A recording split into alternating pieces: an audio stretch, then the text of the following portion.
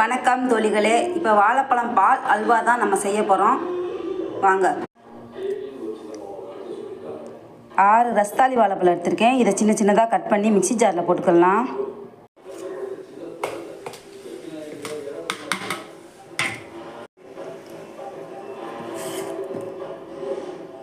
ஏலக்காய் விதை,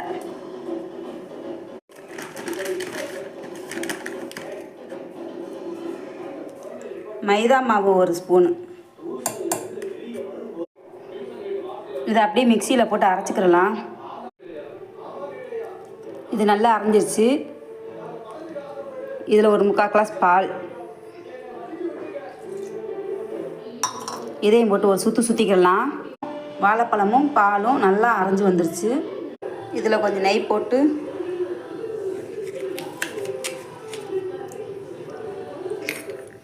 முந்திரியை வறுத்துக்கலாம். இது நல்லா வறுத்தாச்சு. அரைச்ச கலவையை இதில் ஊற்றிடலாம்.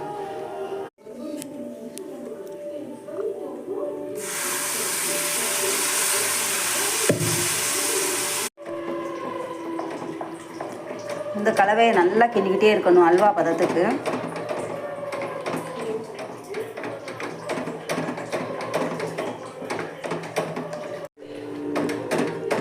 இப்போ கொதி வந்திருக்குது.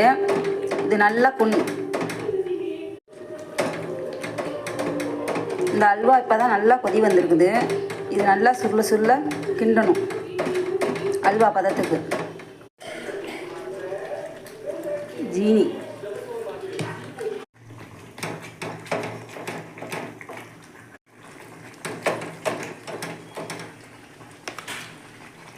கொஞ்சம் கொஞ்சமாக நெய் ஊற்றிக்கலாம்.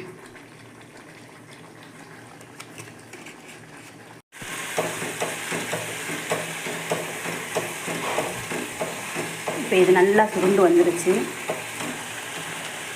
இன்னும் கொஞ்சம் நெய் ஊற்றிக்கலாம்.